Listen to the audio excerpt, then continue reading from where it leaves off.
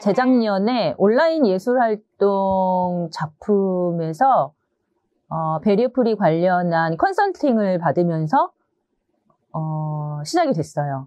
그게 2년 전이었는데 컨설팅 받기 전에는 그냥 아마 다른 사람들과 생각이 크게 다르지 않았을 거예요. 그런데 베리어프리 컨설팅 받는 순간에 갑자기 어떤 한 명이 딱 떠올랐고, 그게 지금 같이 협력하고 있는 김영진 씨였는데요. 어렸을 때부터 알고 지낸 저희 동네 후배인데, 이 친구가 시각장애인이 된 거 맞는 것 같은데 나 왜 지금까지 그 친구가 시각장애인이라고 인식을 못했지?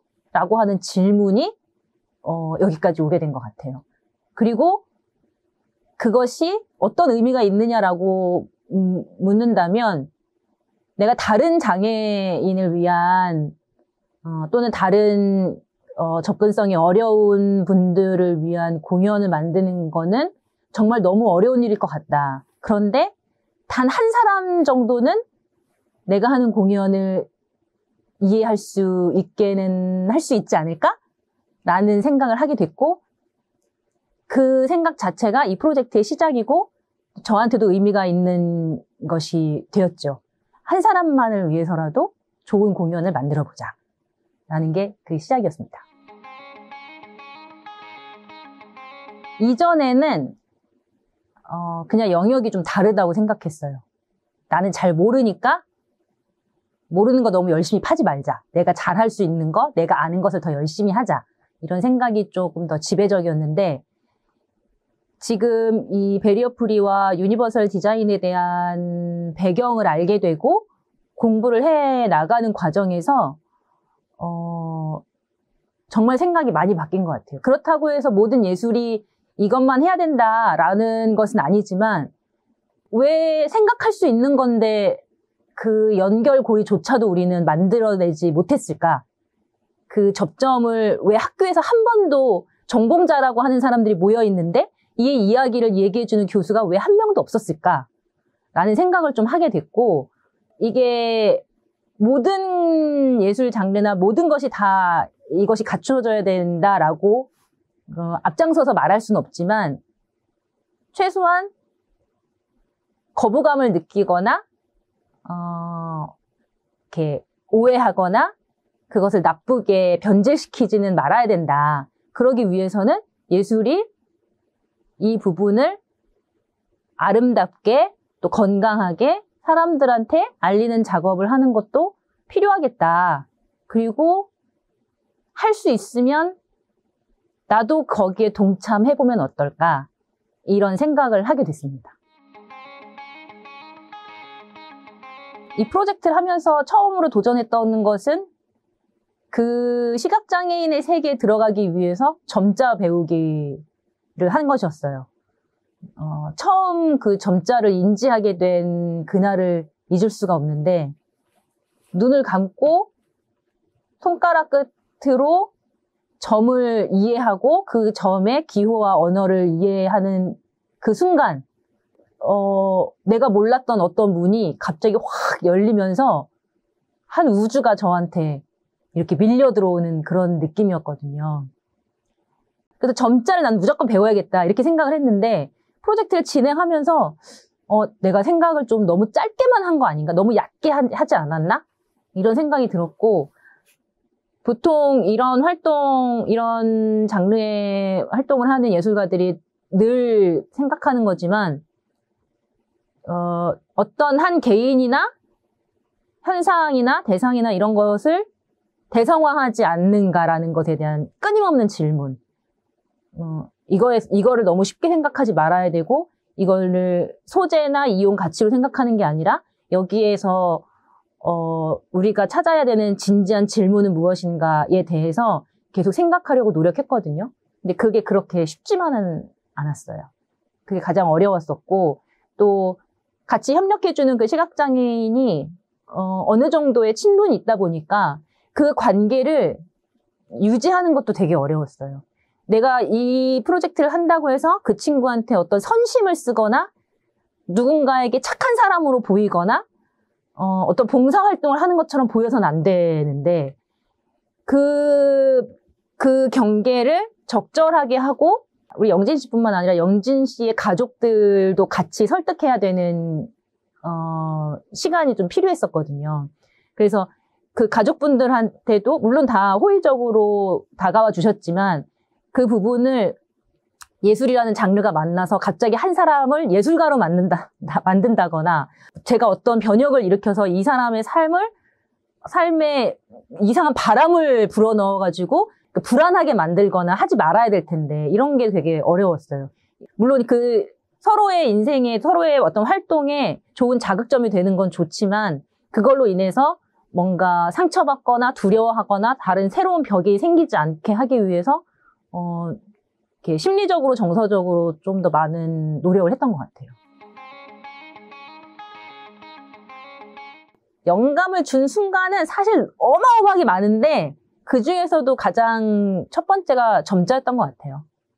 점자를 알려주고 그 손으로 점 하나하나를 찍어내고 읽어내고 하는 것을 저한테 가감없이 다 잘 보여주고 나한테 그걸 안내해주고 그 세계를 알게 해준 것이 정말 저한테는 어마어마한 일이었죠. 아마 지금이 저한테는 처음이기 때문에 이제 앞으로 제가 작업을 할 때 하나씩 늘어갈 것 같아요. 이 접근성의 부분에서. 단순히 시각장애인뿐만 아니라 어린아이거나 휠체어를 탄 사람이거나 또는 활자 난독증이 있는 분들이거나 이런 분들까지도 내가 있는 공연장에 어떻게 오게 하는 게 좋은 방법일까를 생각하게 될 것 같고 스터디하는 과정에서 알게 됐는데 공간의 접근성과 창작물의 접근성과 피드백을 받는 접근성 이런 것들이 다 다르다는 걸 알게 됐어요.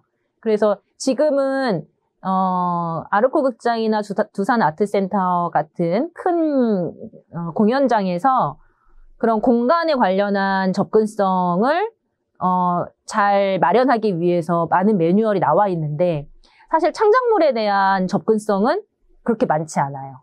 그래서 모든 예술가들이 아마 이 부분을 많이 고민해야 될 것 같은데 그런 부분을 매년 조금씩 더 생각하게 될 것 같아요.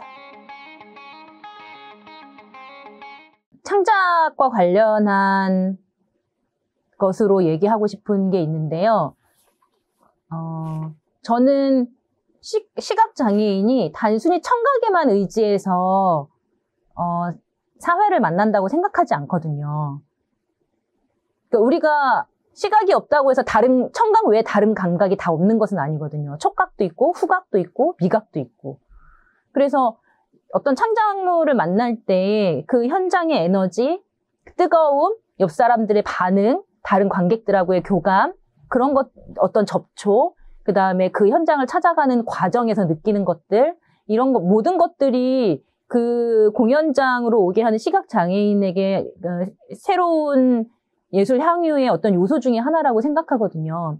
영진 씨가 한 번은 이 얘기를 한 적이 있어요. 어느 장소를 갈 때 네이버 지도를 켜고 가는 것보다 그 길을 찾아가는 그 골목의 어떤 냄새, 소리 이런 것을 인지하고 그것을 따라서 갈 때가 있다고 얘기했어요. 늘 이 골목을 지나가면 빵 냄새가 났지. 여기서 오른쪽으로 꺾어지면 어떤 향내가 났어. 또는 어떤 빛이 강렬했어. 이런 것들을 인상적으로 각인을 해서 길을 찾아간다는 얘기를 했었어요. 그래서 우리가 몇 미터에서 우회전하세요. 몇 미터 가서 좌회전하세요. 라는 말이 때로는 의미가 없을 수도 있겠다. 이런 생각을 했었기 때문에 우리가 어떤 창작물을 시각장애인과 같이 향유하기 위해서 만든다라고 했을 때는 그런 많은 요소들을 같이 고려하면서 하면 좋겠다. 이런 생각을 하게 됐습니다. 처음에 시작했을 때는 정말 단순하게 영진 씨랑 둘이서만 주고받는 교감을 해야 되겠다. 이렇게 시작을 했는데 사실 이것을 더 의미 있게 가져가고 싶었어요. 나중에 김영진 씨를 위해서도 그렇고 저를 위해서도 그렇고 어떤 지원 사업에 된다면 그걸 위해서 좀 더 열심히 할 수 있고 나중에 결과물이 생겼을 때 서로 더 의미 있는 시간으로 만들 수 있겠다라는 생각이 들어서 이렇게 사업에 이제 공모에 지원 신청을 하게 됐는데 그게 선정이 됐고 그러면서 사실 엄청난 점핑을 하게 되면서 제 주변에 있는 그 김형범 감독님, 또 김원영 씨, 신수아 씨, 또 김순현 디자이너를 만나면서 사실 엄청나게 증폭되었다고 할 수 있죠. 왜냐면 예산으로 봤을 때 마이너스였죠, 완전히. 그 영원에서 시작해가지고 저는 영진 씨에게 장구를 가르쳐주고 영진 씨는 저한테 점자를 가르쳐주면서 익스체인지 하는 개념으로 하나 가르쳐주면 하나 주고받기 먼저 이렇게 생각을 했었는데 이게 사업 선정이 딱 되고 나니까 우리가 그것 말고도 더 많은 것들을 시도해볼 수 있겠다. 최소한 일주일에 한 번씩 만났을 때 얼마나 많은 것들을 더 시도할 수 있을까로 약간 변경이 된 것 같고 그러면서 접근성과 관련된 워크숍에도 같이 참여하고 또 공연이나 전시장에 가는 것을 또 우리 멤버들한테도 적극 추천하게 되고 그리고 뭔가 오픈 공유회를 가지면서 이 이야기들을 사람들하고 어떻게 나눌까까지 생각하는 것으로 점점 더 발전이 됐고 점점 더 의미 있는 시간들을 만들어 가게 된 것 같아요.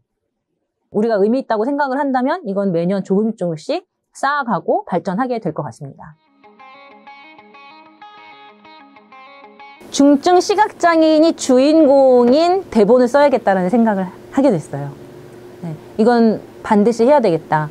김영진 씨를 주인공으로 두는 것이 아니라 그 사람의 삶에 대한 이야기를 어떤 사회와 환경에서 부딪히고 있는지를 알아야 되겠다라는 생각을 했어요. 이 부분에 대해서 뭐 장애인 예술가들 분들이나 다른 예술가 분들은 생각이 다를 수도 있겠지만 시각장애인 분들이 사회에서 적극적으로 나올 수 있는 환경을 비시각장애인들이 같이 마련해야 된다고도 생각을 하고 또 그 이야기를 나눌 수 있는 그 공론을 만들어낼 수 있는 가장 건강한 자리가 극장이 돼야 되겠다. 극장은 그런 역할을 하는 곳이니까. 그래서 극장에 오시는 분들이 이 이야기를 건강하게 받아들이고 그 환경을 만들기 위해서 다 같이 노력하면 참 좋겠다. 그래서 반드시 중증 시각장애인이 된 분이 주인공인 그런 대본을 써봐야 되겠다. 이런 생각을 하게 됐습니다.